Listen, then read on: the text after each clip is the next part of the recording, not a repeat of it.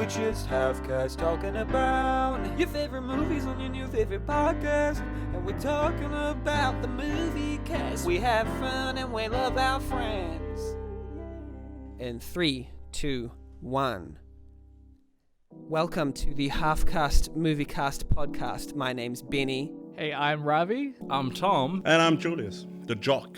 And we're here in the new studio venue, which I'm not sure how long we'll be here for. Maybe like 5 minutes. 5 minutes. It's a bit weird being here in person with you guys, to be honest, doing this podcast. Because we've never done a podcast in person before. We've only done it via Zoom. So I need to stop looking at the camera and look at you guys. Yeah. We are going to start with news. Yes.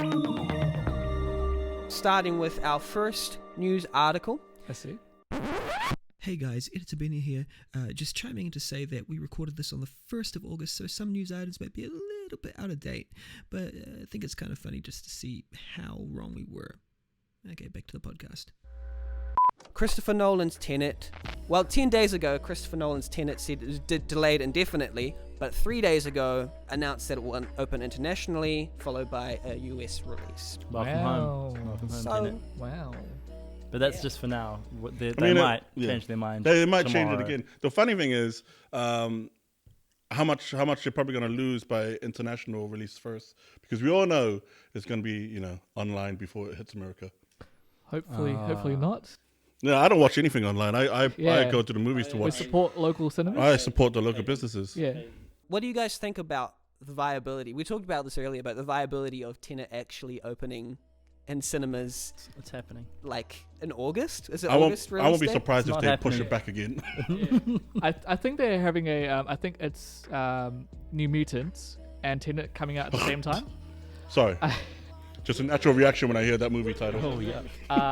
I don't know about international cinemas. I know that New Zealand will have massive gatherings at cinemas, Right. but I don't know about other cinemas, like, because a lot of countries are being affected by COVID, like the second wave of COVID, so I'm not really sure if it's viable. So Yeah. might be another pushback. We got first images of Seth Rogen in An American Pickle. Oh, I don't know if yeah. we have a trailer for that. We have a trailer for that as well, right? Rogen plays dual leading roles as 1920s immigrant Herschel Greenbaum, who is brined alive for 100 years after falling into a factory vat of pickles, and reemerges in 2020 to live with his Brooklynite app developer great-grandson Ben. Yeah. Oh, Wow. Ben. Pretty cool concept. I have not seen the trailer. I've seen the image, pickles? like the black and white, the pickles, the black and white image. But Seth Rogen's been doing some pretty interesting stuff as of late. I enjoyed his film, which I haven't actually seen it, but I'm keen to see it. Long Shot with Charlize Theron. Director Brandon Trost, largely unknown. We'll see how good it is. And like a Saturday Night Live writer. Oh wow. 7 directors later, the Uncharted movie has preparations underway 16 days ago. The headline originally said started filming, but that was only based on because Tom Holland had a post that said day 1.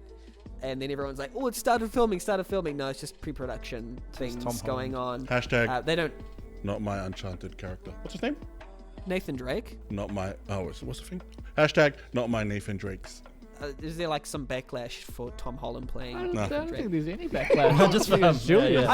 I would doubt it because like he's one of the most like one of those liked actors. Like people Because he just spoils everything. He spoils does. stuff, and then he makes it a Purposely, gimmick though. that he spoils things. Yeah. 'cause Have he- you guys seen that short film about Enchanted, where it was Enchanted? Enchanted. I've seen Yeah. Enchanted, the one with Yeah. Amy. Well, no, sorry, Uncharted. Maleficent? What's it called? Uncharted. Uncharted, where Nathan Drake, is that his name? He was played by Nathan Fillion, and it is an amazing short film.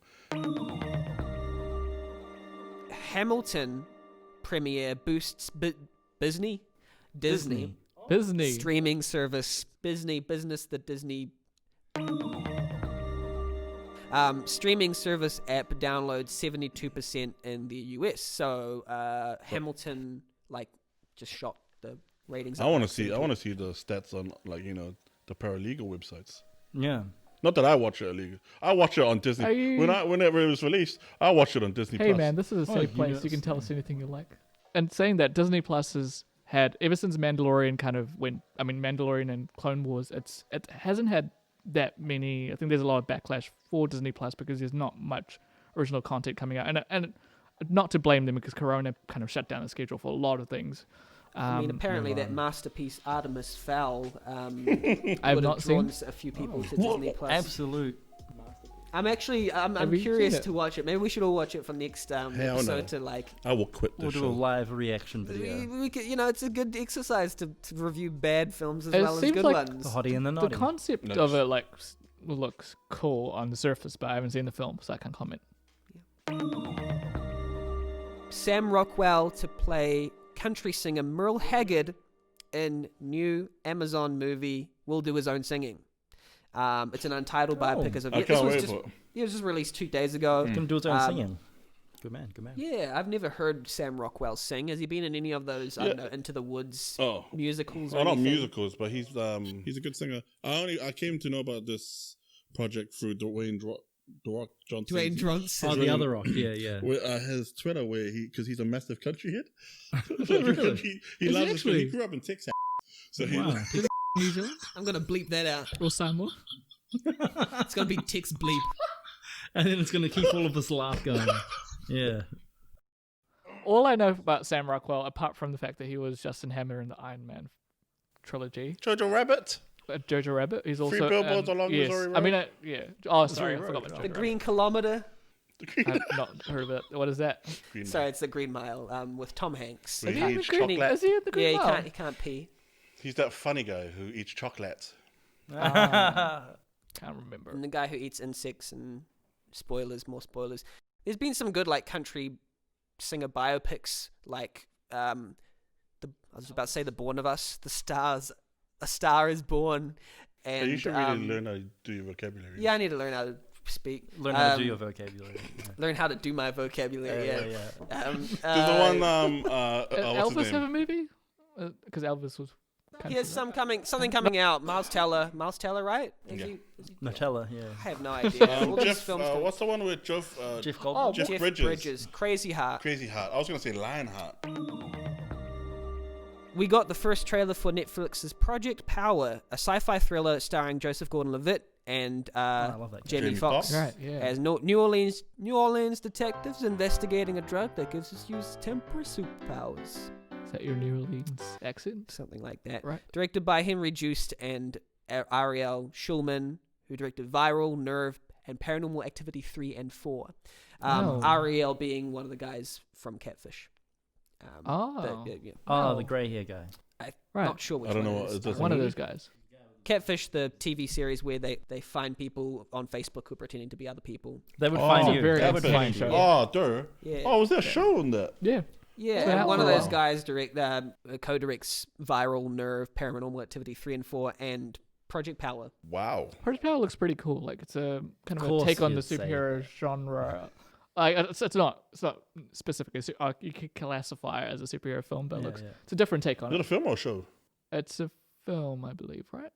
As opposed to a show. I don't know. I just grab these article titles from Short film. Reddit. He just reads the title. I mean, We don't read- it's who pretty big reads the names. whole Like article. I right? don't think we've seen I haven't really seen his films for a while. Joseph. He's Gordon been Levitt. a little bit out of the spotlight. He tried to make a company called Hit Record, where he was like encouraging creative endeavors and stuff. But I didn't really see anything from that. No. I joined it. You did? I joined it, and it's pretty cool. You get to collaborate. You get to work with people. This is the You get to Halfcast work. Movie Cast podcast. I signed up for Hit Record, and You're doing a good job, man. You joined and they gave you resources and stuff, and they allowed you to do stuff and post yeah. things. Oh, like there's a menu, and there are people like asking if there's creators out there who have specific talents to do something for their project. And depending on how quality your thing is, they'll rank it, I think, and then you get heaps of likes and people comment on whether or not it's good or not. Did you get likes and comments? I mean, I only did one project where a guy was asking for a black samurai, and because I love my samurai history, I drew a black samurai because I love my. Dave Franco to play Vanilla Ice in To the Extreme biopic. I know nothing about this. I couldn't find an IMDb entry. Wow. Dave Franco. I only brother saw of the James title Franco. too on Twitter. I've only seen him in like the Now You See Me films. Is it Dave Franco or someone else? Yeah, Dave Franco. Yeah. Dave Franco. Oh, okay. And He's Room. the disaster artist. Disaster No, Artist. With his brother. The original. I thought I James might is- be getting it mixed up with somebody because the rental with his wife is. I thought that was his directorial debut. I might be getting it mixed up with somebody else. Oh, is he directing or acting? Oh no, he's not directing this one. Yeah, Actually- he's starring as. Oh, Winona He's a Rice. star. Starring as a director. His directing debut came out recently as Yeah, well. The That's Rental. another The Rental. Yeah, I watched it. You did? We How don't need was to it? talk about it. Oh, you're going to talk about it in your section. You don't want to talk about it. I don't want to talk about Okay. anything. I'm Actually. trying to think Oh, of any nice. other films that he's been a lead role apart Was from. he in Neighbours? Nah, he was in that one where 21 Jump Street. Was he? Oh right. He but- was the Brie Who's the- Larson's boyfriend. Who Oh. was the drug Brie dude. Larson. That's keep right. I keep figuring out like new places where Brie Larson has been. I'm like, oh, was it she in that? Because she just kind of blended wanna in. figure She was also in Scott Because she's Pilgrim, such right? a good actor. Scott Pilgrim. Yeah. Yeah, she was. So this is a leak. I don't know if it's going to be confirmed or not, but there is a Twitter account called Atlanta Filming. So Marvel Studios owns I think a studio in Atlanta, and they do a lot of filming. And apparently there's some leaks coming out about the name for the next Spider-Man film, Spider-Man 3, and they think it's going to be called Spidey spoilers. 2 Electric I'll Boogaloo. close my ear here. Okay, Spider-Man Home Safe. I could still hear that. So it's more home stuff. Why is Oh, it- there's more home safe. Home. So Might as well call it they're Homo so they're sapien. running on the Homo whole sapien. home title. So Homecoming, Far From Home, Home Safe.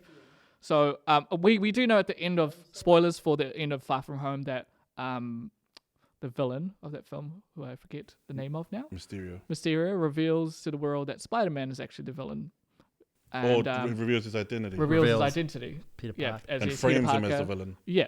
Mm. And now everyone's kind of got out to get him. Apparently, the main villain will be Craven, Oh, snap. the Hunter. Do they have any people? I'm A lot of craving people for want that. Jason. fan cast is Jason Momoa. Oh, he'll be perfect. But he's currently Aquaman, My so we don't even favourite. know. We'll see Jason how Derulo. Jason He Derulo was will be good in great. This is a great question. Not Yeah. my favorite. If they were to introduce the Sinister Six, Which they into are. They are? I think Sony is wanting to do a Oh. Six film, Oh. but maybe How not about MCU? Marvel.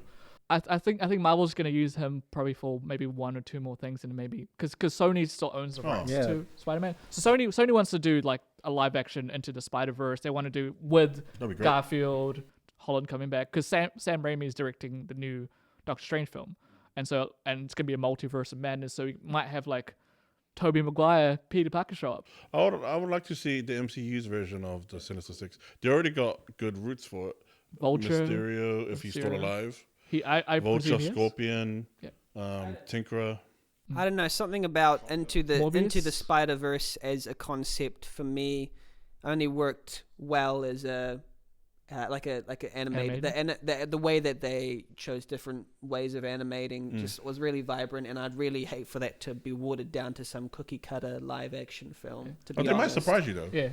Well, absolutely. it's Sony doing it, so Yeah. they It's might a- surprise you in how is- crap it is. Are they already making? Yeah. Sony. Are they already making the Sorry. sequel to Into the Amazing. Spider-Verse. Into the Spider-Verse? Because I saw a tweet that was like by I think with Phil Lord, who was saying, I am more blown away by this film than the first. So Oh, it's like wow. Yeah. it was really that's really paraphrased. It could be something completely different. Probably just trying to or hype he's it up. making it up. But They're not just doing a film. I think they're doing spin-offs because I think Sony owns the rights to be able to do like animated series for. So I think they're going to be doing spin-off animated series for the characters as well. So you're going to have like a Spider-Gwen animated series, and then like so you're going to get to go more into their world and discover these characters. But yeah, I think Sony wants to do a live-action version. I don't know what that will look like, but I mean, a lot of people are wanting to see like old characters come together. So I don't know, but I might be wrong. Home Safe might not be the title because the working title. I mean, they for the might do film- what they did with Infinity, where somebody leaked the supposed name for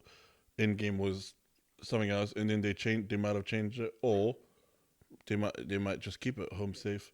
Because the Russos ended up saying, they're like, no, it was never mentioned in Infinity War, and then when they came out, everyone's like, what? They're like, we just don't want to spoil it, guys. All right. But the home kind of makes sense because they've been running with it for the last two movies, like Homecoming, Far From Home. So Home Safe might work. Home the fact that Safe, everyone's, it's kind of like a John Wick film where everyone's out to get him. Yeah. In a sense, now that everyone knows that he's They Peter kill his Parker. dog. I mean, it suits his Yeah, character. they killed Spider-Man's Kraven dog. the Hunter is like his character is somebody who gets hired to hunt people, the greatest hunter.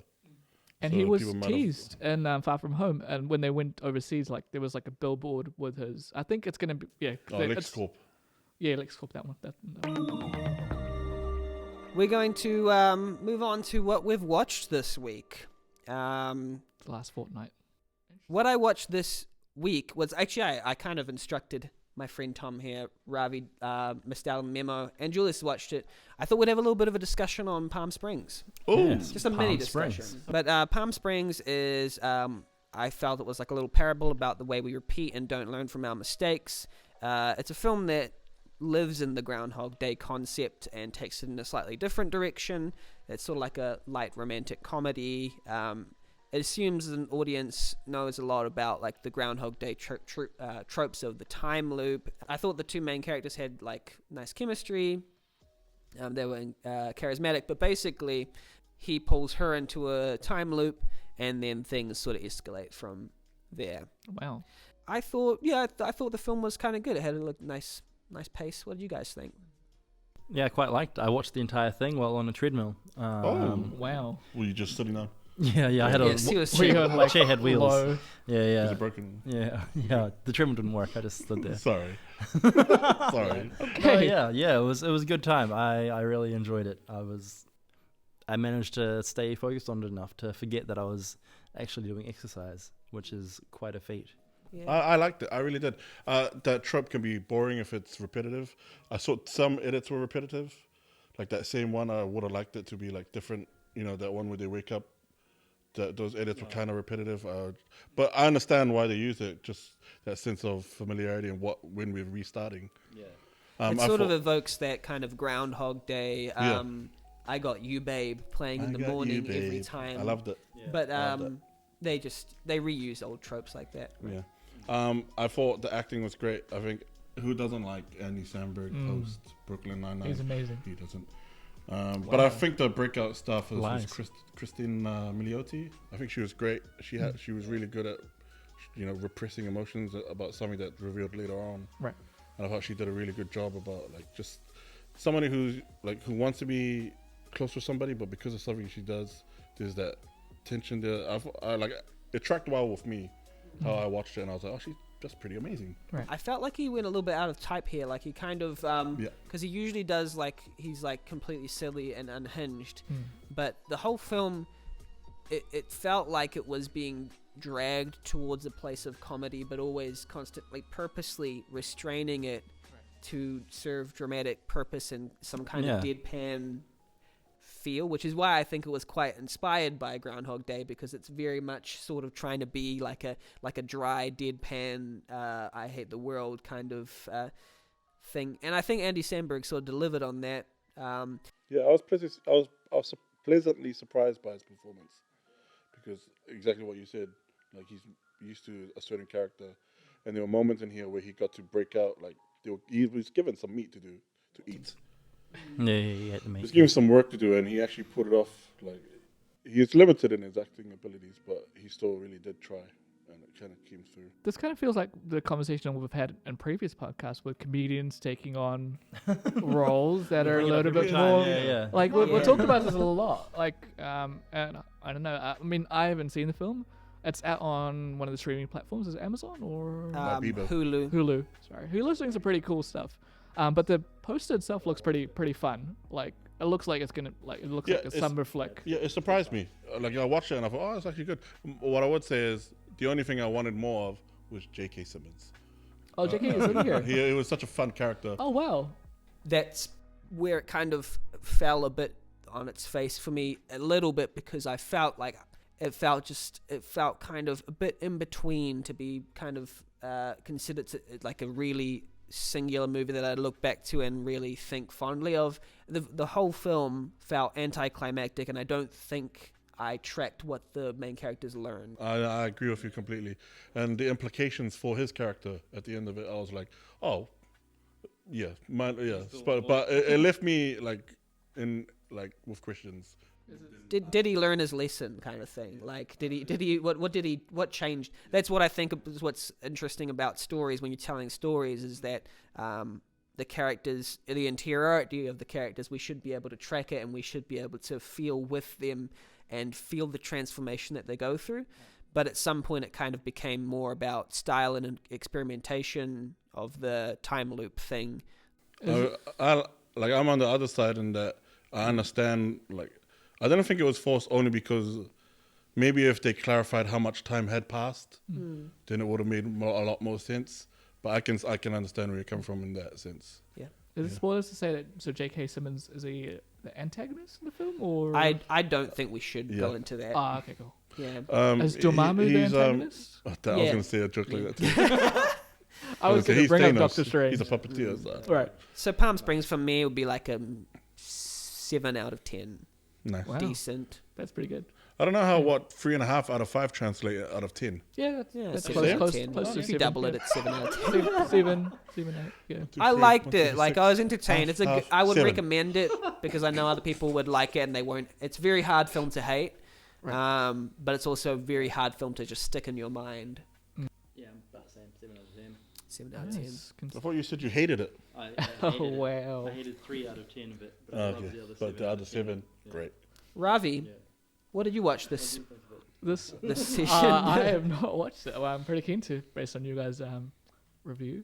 The last fortnight, the other film that I've been watching, apart from what we're going to talk about, is this film by Jon Stewart, written and directed, Oh, you watched it? called Irresistible, starring Steve Carell, Rose Byrne, Chris Cooper, I think that's his name. Norman It's Osborn. Topher Grace. He's in it as well. It's really cool. It's a film that as soon as the trailer came out, I was like, this looks pretty interesting. I've never actually seen a Jon Stewart film or something. We know that he did The Daily Show, if I'm correct. I'm pretty sure I am. Yeah. But yeah, no, I mean, Steve Carell's kind of coming back to his comedy roots. I mean, he did Space Force, which I've talked about in a previous podcast, but this is like a film. It's like a political satire kind of film. All I have to say is I watched the film, and I like the third half of the film, you kind of realize that it's not what it appears to be on the surface. There's a twist to it, which I thought was quite smart. But yeah, it's quite cool. I enjoyed it. It wasn't like, oh, this is great, I want to watch this like again and again. But like it was a pretty decent movie. You guys have not seen it, I assume. Well, I don't want to watch it. You Yeah, guys- I've not Julius seen it. Julius does not want to watch it. It was going to be one of my picks. Yeah, it's pretty cool. But yeah, that was 6.5. Thomas Hume.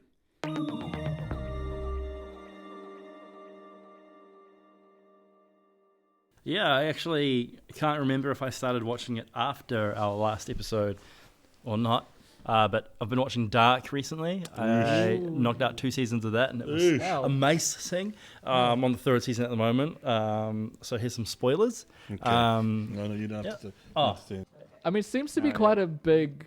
Yeah, it's show really on good. Netflix at the moment. I've seen I a lot actually, of- surprisingly, I didn't find it myself. I like walked into the lounge one night, and my parents were like, "Oh, we're gonna watch this thing called Dark," and yeah, it was amazing. Yeah, I think it was good because it's not like other stuff that I'd usually look for, and so I yeah, think you were it was talking just- to me. You watched the first 2 episodes, first 2 seasons, and then you and your parents started watching the 3rd season, and then started getting a bit too big brain. You said, and then Yeah. they stopped watching it. It So- became too big brain for them, and they decided. which kind of like Yeah. what makes me want to watch it more. Yeah, it was great. Yeah, I like it a lot. I'd give it probably a 3 out of 10. It's really good. Excellent. And the other 7 as well. Yeah. Nah, you forgot the other 7. Yeah. Sometimes Okay. I forget it. Were you at high school when you counted past 5? Yep. Julius. And I've also been watching. Oh, sorry. Your other movie. I've been watching Line of Duty because my family found season 3 of Dark to be too intense. So Is that the British Line show? of yeah, Duty. Line of Duty. It's actually. Is Will Mallow in that show? I don't learn people's names. Sorry, that's why I always look so lost in your conversations. I thought you said Line of Judy, and I was like, who's Judy? Yeah, Line of Duty. Is that her Jenny's mum. ancestry? Oh yeah. Line of Judge Judy. Each season they do some. They're like cops that investigate cops. Oh, yeah. Yeah. Anti-corruption. Sounds like unit. The Boys. Yeah, it's I was going to really. get into it a while ago. Oh yeah. How many seasons is it? It's 5 at the moment, and I think they're going to do another one. I was going to get into it. It's quite good. Like, it's good enough that you could want to binge an entire season. Is that available on Netflix as well? It's on Netflix, yes. Right. Netflix is a good time, and you can watch it for $5.99 out of 10. $5.99 out of 10. Also, Good Time is on Netflix, so watch that. And you'll have a good time if you watch it. Irresistible is on VOD. I think HBO released it. Never heard of it. Julius, what did you watch Video this week? on demand. I didn't watch much because uni was kind of massive. But yesterday I did get to watch 2 episodes of Umbrella Academy, season 2. Yeah, I don't want to judge right now. Judge based on 2 episodes. 9 or 10 episodes. The narrative is way more focused. Awesome. Just in these 2 episodes, you know that they're going towards something, and there's no tangents. Critical reviews have been more positive about this season than previous. So it makes sense. Good. Like you just need to watch the first 2 episodes. The first one is a lot of setup. Second one is when the story picks up, and you're like, wow, this is. Yeah. The first season was like amazing. The critical reviews of the show before, like this season, it wouldn't have made me want to watch it, but it's kind of got to the point where, okay, something decent is happening here. It's worth kind of tuning in. Season 1 was alright. It wasn't like it was on my most anticipated movies, TV shows of 2019, and I really loved it. There was a lot of tangents and a lot of, I don't know what the word is, misplaced storylines. Yes, season 1 was slowed the whole story for me down. Yeah. But that's all I watched. I just have to say, I really enjoyed Umbrella Academy season 1. It kind of feels like a different spin on like the X-Men for me. Like you have like like no spoilers, but like it kind of has that vibe. There's some really cool scenes in that first season. I'm really excited for season 2. I think the cliffhanger at the end of season 1 was enough to kind of go, oh, I keen to check out season 2. Yeah. If you watch it, the end of season 1, you're like, they could go anywhere with this. Exactly. Yeah. And so what they did was in season 2, I'm like, I don't know if a lot of people would. I feel like kind of like it, but I think it's pretty well. Based on the trailer, and this guy doesn't watch trailers, but like from what I saw in the trailer, it feels like they kind of went to a place in season 1 based on what I've seen in season 2, the trailer for it. So maybe, I don't know. We'll see how it goes. Yeah.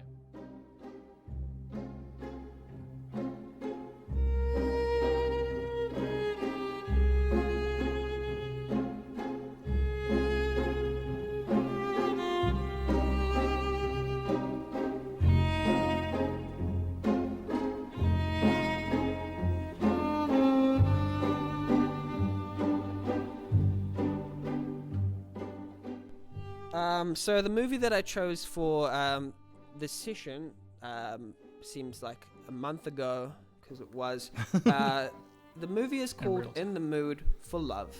It's a 2000 Hong Kong romantic drama, filmed, written, produced, and directed by Wong Kar-wai.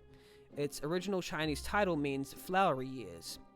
It tells the story of a man, played by Tony Leung, and a woman, Maggie Cheung, whose spouses have an affair together, who slowly develop feelings for each other. The story opens in an exiled Shanghainese community in British Hong Kong in 1962. Chow Mo-wan, a journalist, rents a room in an apartment of a building on the same day as Su Li-shin, a secretary from a shipping company. They become next-door neighbors. Each has a spouse who works and often leaves them alone on overtime shifts. That's the premise. Then it moves from there. This was an interesting film. I recommended it sort of not knowing. I hadn't seen it. I'd only heard about it, and I was kind of interested. It was either this or Barry Lyndon. What do you guys think of that movie, In the Mood for Love? It was a good pick, man.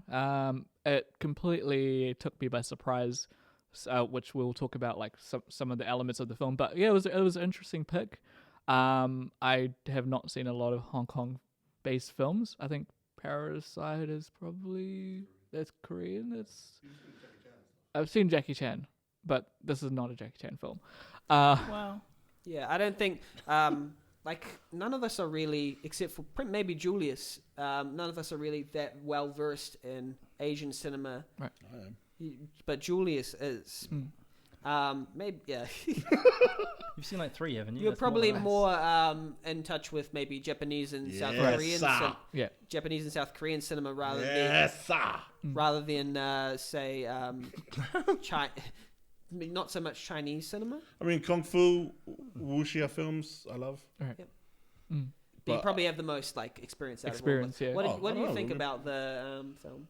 I mean, I liked it when I finished watching it because I watched it 3 weeks ago. Yeah. When you Wow. first recommended it, I watched it that week. Straight away. Yeah, only because I don't know why. This is the face of discipline. He is very eager. But I watched it and I really, because I love Tony Leung. He's in Red Cliff 1 and 2. He's going to be Mandarin in Shang-Chi. Wow. He's also in Hero. Yeah. Tony Leung is a great Wow. actor. I remember him from my childhood when I was a little girl. Yep. And I used to watch these wuxia films with my dad. He's a great actor. I didn't know who Maggie Cheung was, so I was surprised at her performance. I really liked the film. Yeah. Yeah, I thought it was great. It was. We'll get into other things, but I really did like it. Yeah. Yeah. It was a good choice, man. Solid choice. Yeah. Absolutely. definitely. Agreed. Yeah. Great Yeah. choice. Yeah, Yeah. I enjoyed it as Um, well. Good fun. So we'll go through, I guess. Unless Tom, do you have any general thoughts about the film? Same. Same. Yeah. Sorry, I just want to say something, but the premise, I really liked, I haven't seen a film like this where it's sort of a counter affair where the Interesting spouses, concept. it's an interesting concept Yeah. where the spouses are far in the reaches of cheating. And then the two other are play dating. I guess spoilers if you want to stop now. But yeah, they sort of they find out over a series of sumptuously lit and edited sequences.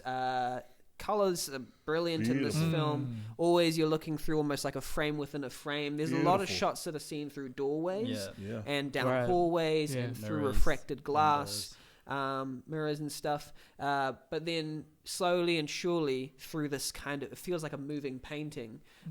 It's sort of they realize that each other's spouses who have been like not present for a while have been cheating with each other. Right. So they go on a date, right? Or they go on they meet together and they say our spouses in a really like roundabout, almost poetic way. Yeah. They move through the scene and they kind of realize that they talk to each other, that each other's spouses have been like Yeah.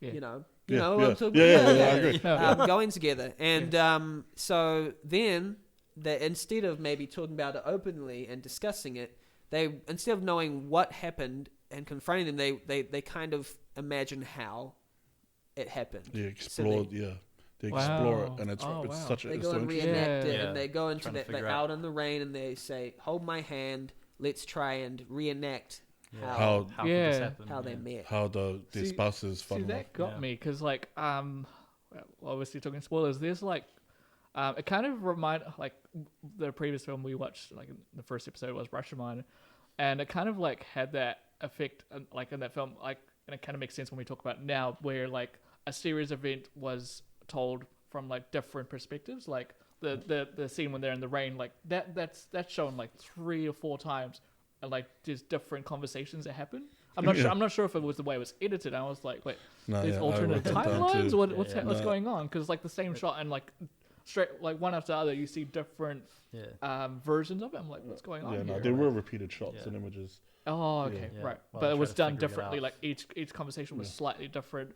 Like Yeah. even when they're like, there's a conversation is like, do you have a mistress? And then he's like, she kind of hits him, and he's like, I thought you were gonna like have more emotion. And then they're like, we'll do it again. Yeah, they'll play out a long scene, sometimes even a minute or more, where you think they're playing as themselves, and you realize they're playing as the phantoms of their spouses. Wow. So that kind of switches immediately on a whim. They'll be like, "You're supposed to do this," kind of thing, and then they'll shoot something else again. They'll edit it so that they're their real selves again. So there's a lot of interplay between smart. them playing their phantom spouses, who, by the way, their faces are never seen Yeah. throughout Yeah. the film. Their faces are always away from the Yeah. camera. Smart And choice. so there's a lot of what you said. There's a lot of what I feel like are smart choices in the film. Yeah. Along with the smart choices, I really loved the what you were talking about, the frames by frames, but also the shots. Like Beautiful. the setting was so small, the location was so small. Yeah. It felt like they were forcing the settings itself as a sort of character, sort of thing in the movie that was forcing our It was characters almost together. claustrophobic. Yeah. Yeah. There were shots where we were shooting from outside windows and behind stairs, and it felt like we were like watching this, like we were people outside of watching the story Witnessing like the whole unfold. thing. And I really liked those smart decisions. The main thing that jumped out to me was the pacing. Yeah. Right. If we can talk about that. If not, Oh yeah, I was gonna bring it into the editing of the Yeah. pacing, the editing of the film, because it is quite unique, and especially when you start this film, it can be quite off-putting if you're expecting to just turn a film on and not pay attention. Right. Immediately within the first 5 Yeah. minutes, you can be like, "Where are we? What's happening? What?" Right. Yeah. Because the editing is actually really quick. It's, There's a- it's- Especially at there's a the mixture start. of It's just like, this is all happening. There's a lot of Yeah. Man. jump cuts. Yeah. And one of the things that it didn't annoy me or take me out was there were moments where they will say something and then it'll jump cut to them doing it. yeah, Right. And so that could have been disorientating. But I really liked how the director was playing with time in that sense. Yeah. Because we started off in 1962. Yeah. There was Yeah. time And the jumps. film ends up in 1966. So Yeah. him playing with that whole concept of time, Yeah. like I really enjoyed it, even though it could be disorientating for Yeah, some viewers. I've heard it read that that someone wrote that it plays out edited as if someone's telling the story. Wow. So it's like, Yeah. and then this Wow. happened, and That then was they'll kinda how it switch felt, to yeah. that. It is a little off-putting and disorientating, and I must say, like, that's one of the things that might be my inexperience with the film. I feel like it might improve on a second watch, but probably maybe like 5 years in the future, when I have a different perspective, is that the editing and the pacing was sometimes confusing, and I felt like I sometimes couldn't ground myself in the feeling of the film Right. because it would often rush past. Right. And this film just like discards sometimes entire subplots, focusing almost entirely on the romance. It's a short 90 minutes. So, What you're talking about, it fits fairly with the directorial style Right. of Wong Kar-wai, yeah. Kai Wong. It fits perfectly with his style. He's known for, in the middle of production shoots, if he feels something is better, he'll erase everything that they're going to try and. It's all on feeling for this guy. Wow. And so that's what it explains a lot of the concept of time. But also in his previous films, there's a lot of similarities in how he directs it. If he feels like it should be going one way instead of how it's written, on a whim he'll go that way. And so there's a lot of flexibility on his sets. A lot of people have to be on their toes because of the way he directs.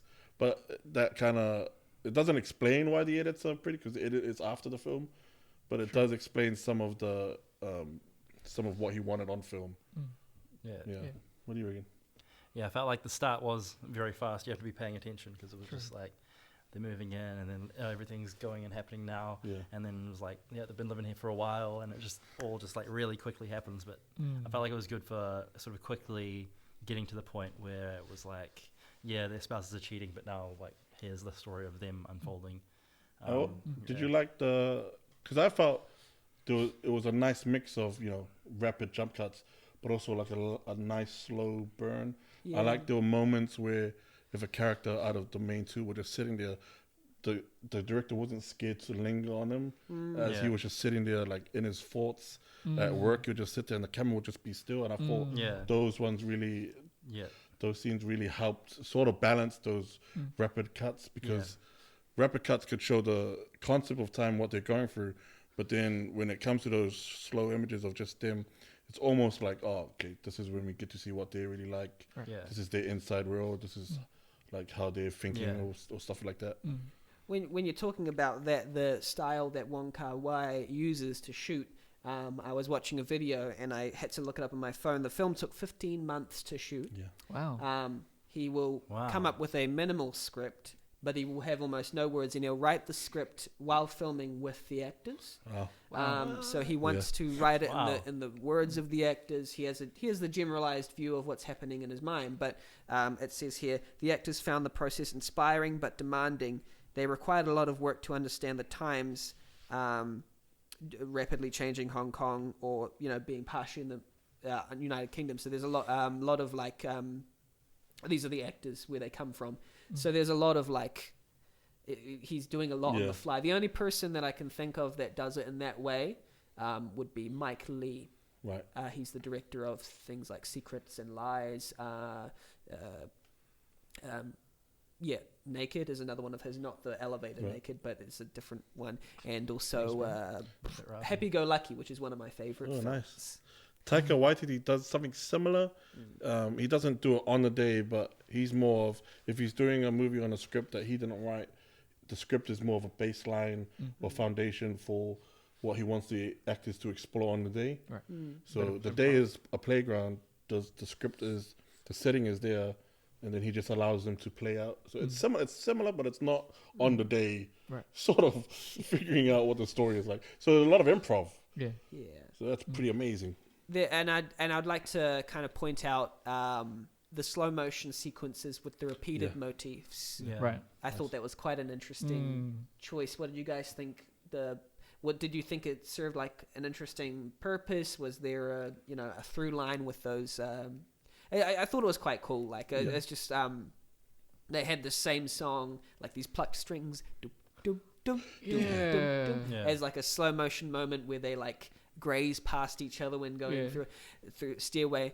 But sometimes I felt it was a little perverse as well, because I felt some of the scenes of attraction that were being displayed between each other happened while they were still, we hadn't established yet that their marriages were sort of under enough tension to kind of warrant them being romantically attracted. And I think but the thing that kind of redeems it at the end is that he says at the end, I've been bad, pretty much. Like I thought I was not going to be like them. Yeah.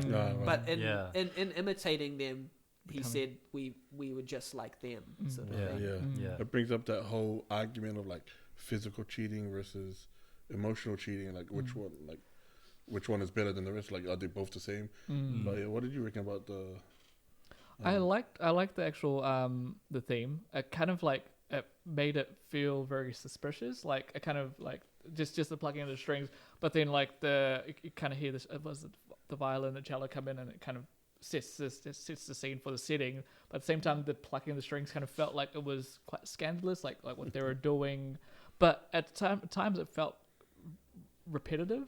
Yeah. Like especially when it wasn't, when they were interacting, it just kind of came on. It was like, oh, is this kind of more the actual setting of where the movie's based, or is it more around their their kind of relationship? I think it was quite smart how they actually revealed that their partners were cheating. Like I was like, oh, where did you get that tie from? It's like, oh, my husband has the same tie. Oh, where'd you get the handbag from? My husband got that. Oh, where did you get it from? Overseas. Like they're kind of connecting the dots, and that scene is quite smart because the camera kind of sways back and forth when they're sitting in the diner. And I thought that was really cool. They did whip pans even, like those to bring a modern kind of reference to it, and Whiplash when he's doing the whip pans between the drummer and the conductor.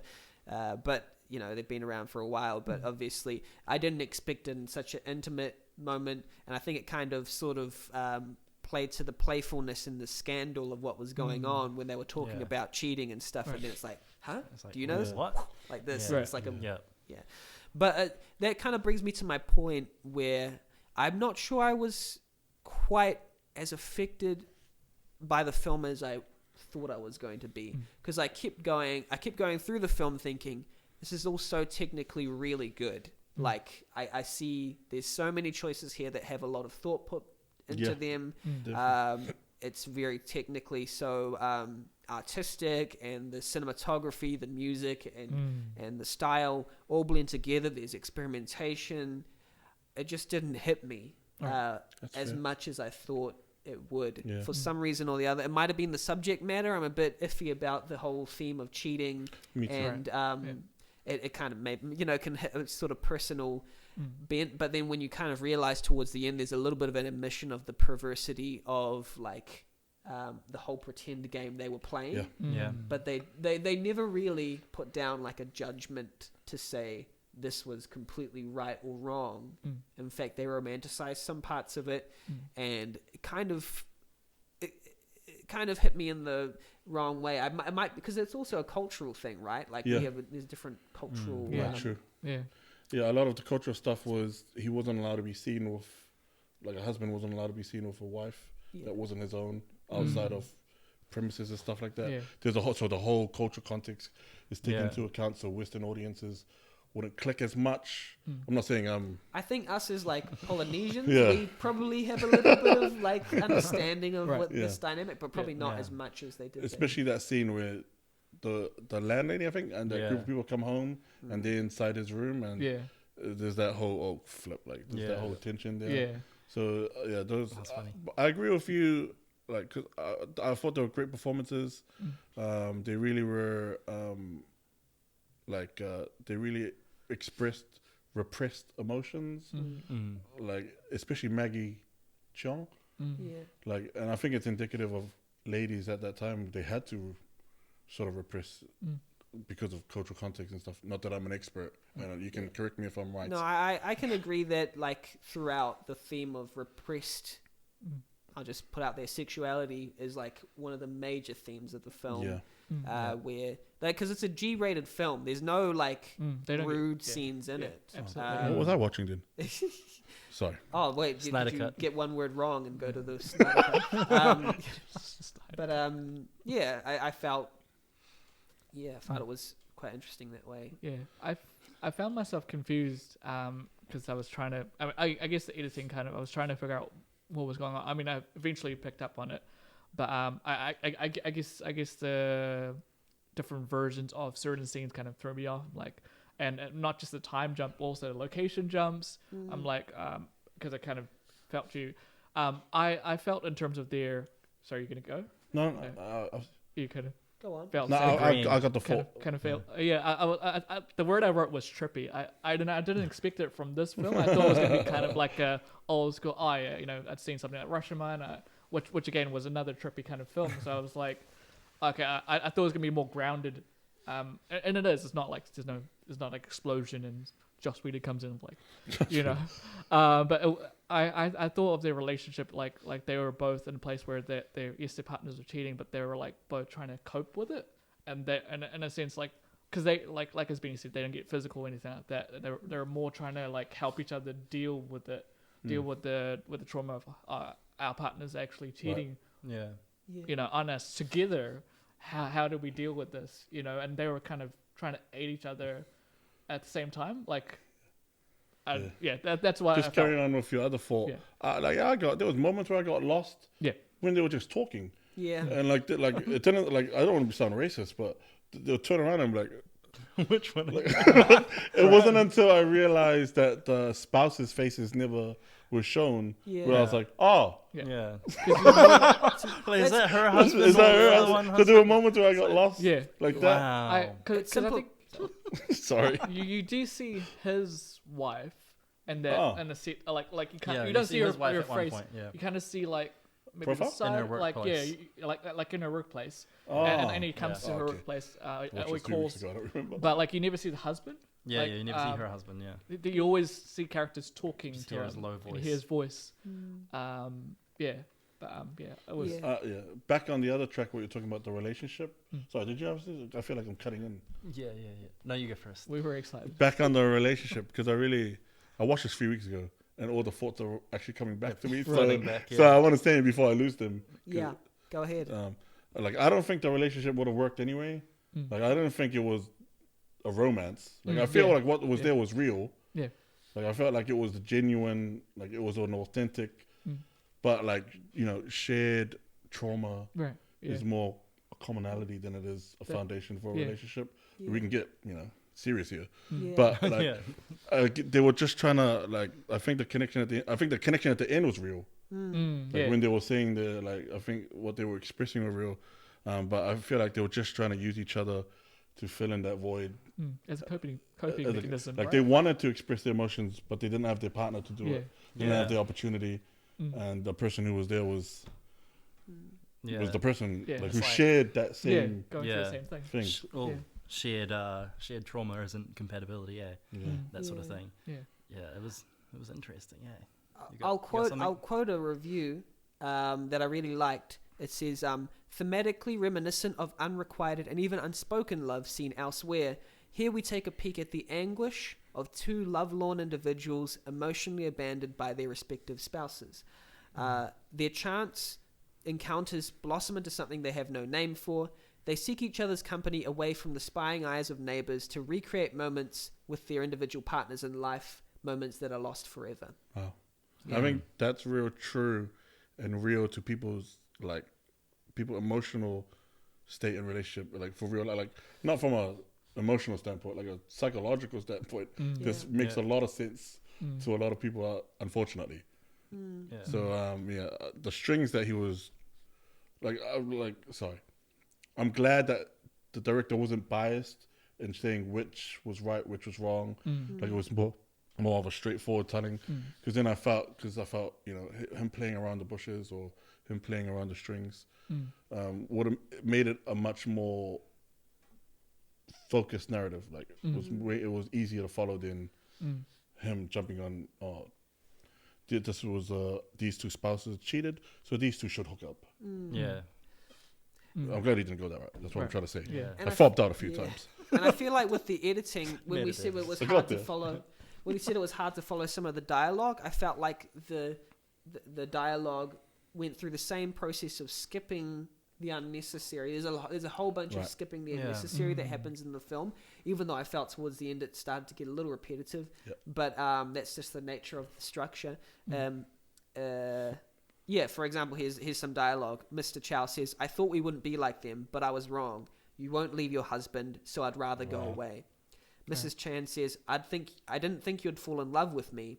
And then Mr. Chow says, "I didn't either. I was only curious to know how it started. Now I know. Feelings can creep up just like that. I thought I was in control, but I hate to think of your husband coming home. I wish he'd stay away. I'm so bad. Will you do me one favor?" Mrs. Chan says, "What?" Mr. Chow says, "I want to be prepared." And then all of a sudden, there's a cut, and then Mrs. Chan says, "Am I hopeless?" So even like a small line like that has so much skipping. It's almost like poetry to be read rather than to perform. Because it just goes right through your brain. And then Mr. Chow says, "Not really. I won't see you again. Keep a closer eye on your husband." So even those three statements in and of themselves have three different messages, but they're all delivered in the space of like 5 seconds. Wow.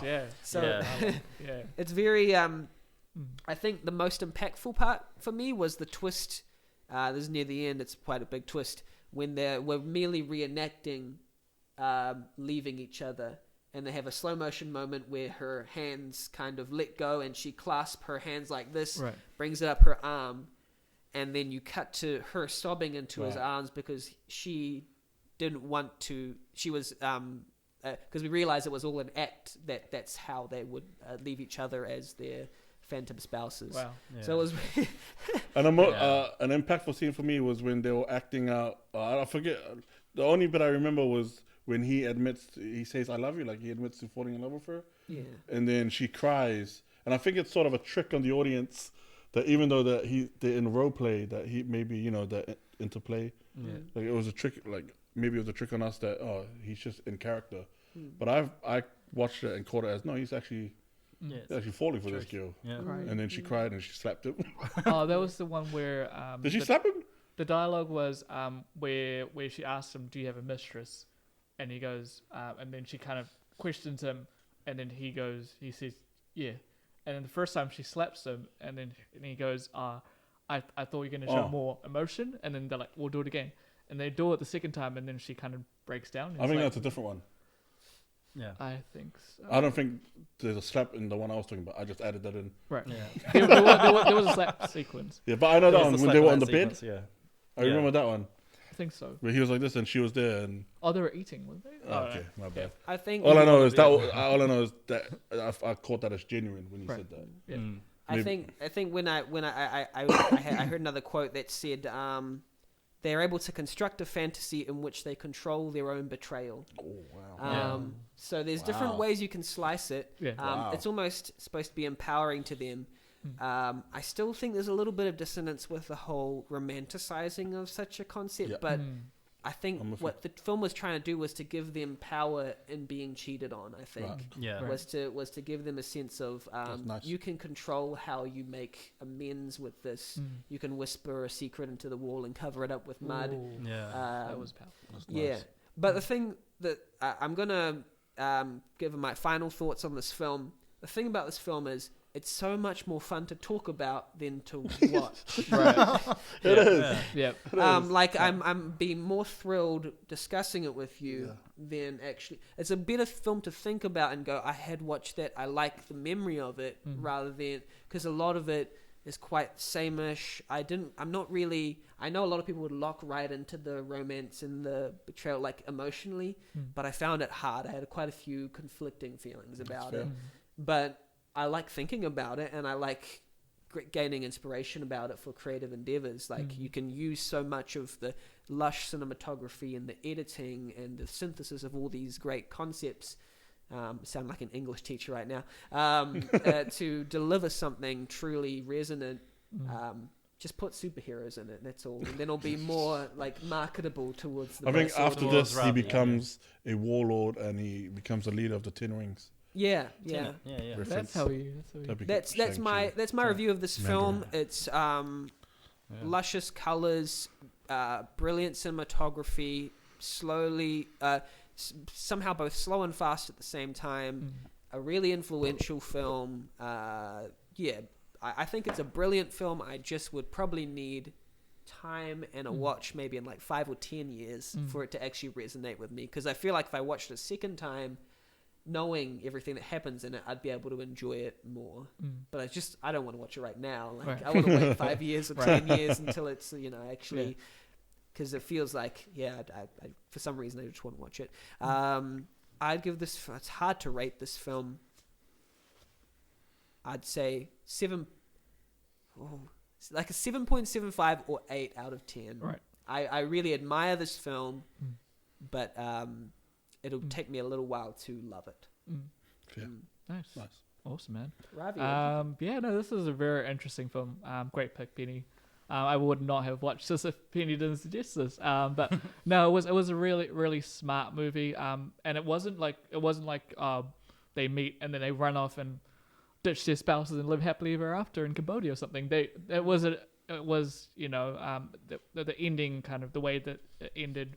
They didn't get together. Like I think we find out that she has a child. I'm not sure who with. Maybe her actual spouse. I think the guy's wife. Yeah, Mr. Chow's wife. Potentially. I don't know who the kid is, but like they both go their separate ways. They do have like that interaction. They don't have interaction towards the end, but they both come to the same place, and we find out that I think she ends up buying the place, like one of the apartments where she used to live, and so the owner kind of says, "Oh, there's a lady living across now there with a child." So I assume that she's still staying there, but maybe without her husband. I don't know what happened. But I like the one that Benny brought up, that how because Mr. Chow, how he talks about, I hope that's his name, talks about how like there's this old saying that if I think it's the secret or something bad you do, you kind of carve it into a tree and then whisper into it and then put some. I thought that was the ending was kind of like. I don't know if I want a sequel or What a sequel! I don't know. Forward. It kind of ended off, but it wasn't like they lived happily ever after. It was, but it was a really interesting watch. I loved the editing, loved the cinematography, even though it was trippy at times. Like there were alternate versions. I loved the theme, even though I felt like at some points maybe it was a little bit too repetitive, but just kind of added to the film. I would probably watch this again, but like I said, probably. Maybe with some other friends next time. But yeah, I would say 7 out of 10 for me. Yeah, it feels like for me it felt like film version of like poetry. Well, I felt like filmic poetry, and even them just narrowly missing each other when they in 1966 and when they come back felt like them missing each other on the stairs all over again. They just glance by and they don't meet together. Right. It's just like the whole thing. Yeah. Very smart movie. Very, very well done. Yes. Yeah, I really liked it. I liked the ending as well. It was cool and kind of interesting the way, like, it was when it finished and he took a present to go deliver it to his old, like, house, and then those people had left, and he asked about next door, and they're like, oh, it's just the lady and her son living there, and he's like, oh, well, you keep this present, and he goes to leave, and he looks at the door, and then, like, on the screen it just pops up something like, nah, like, time's passed, like, you, like, missed the boat sort of thing. And it was just, like, that kind of thing, like, maybe because they were both, like, clearly single at that point, so they weren't with their spouses anymore, but it was like the time has passed, like that ship has sailed now, and then it just, like, carries on. And it was like, it could have been like one of those, like, I feel like a Western movie, he would have knocked on that door, but he didn't, and just like, yeah, everything, that ship has sailed, everything's passed now, and let's just move on with your life. All that, like, wasted, like, time on that relationship and everything is just, like, in the past now. And it was like those years gone that you're never getting back. And yeah, I felt like that was a pretty cool message. And when she went to go visit him in Singapore or wherever it was that he moved to, that was pretty crazy as well. How, like, she like, she, like, smoked one of his smokes, and then he saw, like, the lipstick on it, and that's when he was like, oh, she was here, but still nothing came of it. And it was like, yeah, it was interesting how narrowly they passed each other, like. And before he even left, when she went and visited his old room, but he was already gone. When he was like, come with me, she's like, nah. She changes her mind, but too late. And so, yeah, I felt like there was a lot of both of them just missing out because it was either too late or, like, not good timing. And I was like, oof. Lots of big oofs. Big oof things. And, so I'll say maybe like a 7.5 out of 10 for me. I had a good time. Cool. I only cried 3 times. Wow, and this was after the film. Only after the film, yeah. Once on the drive here, but it was okay. Nice. Hey man, we're here for you. Thanks, I was bro. in the car. I'm not. Yeah. Anyway, Julius. Yeah, a great pick. I liked it a lot.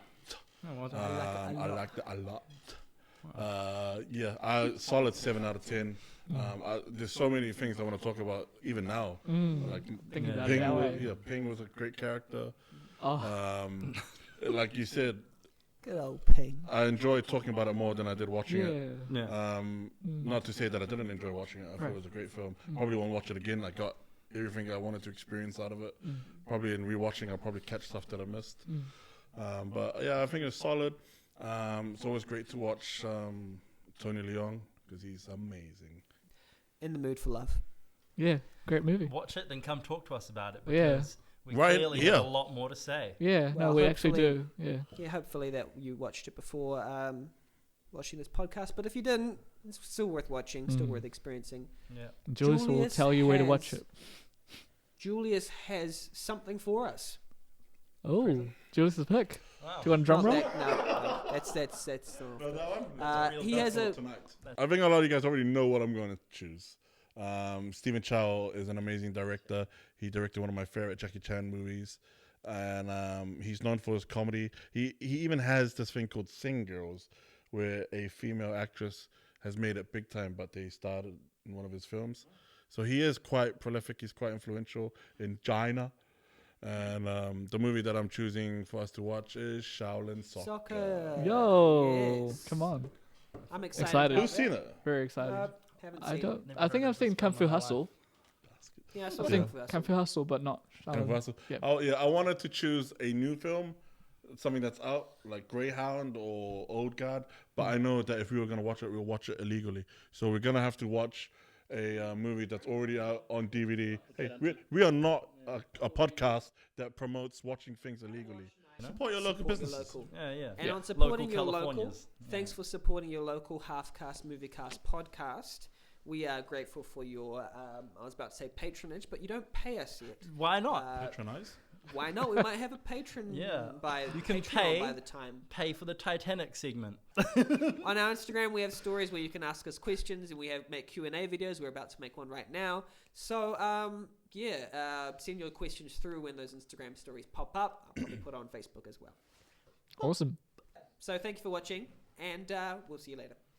Bye, kids. My name See is- you later. My name is Ravi, and I'm running for Bye-bye. mayor of Deer Larkin, Wisconsin. See you around. I am running for mayor of Deer Larkin, Wisconsin.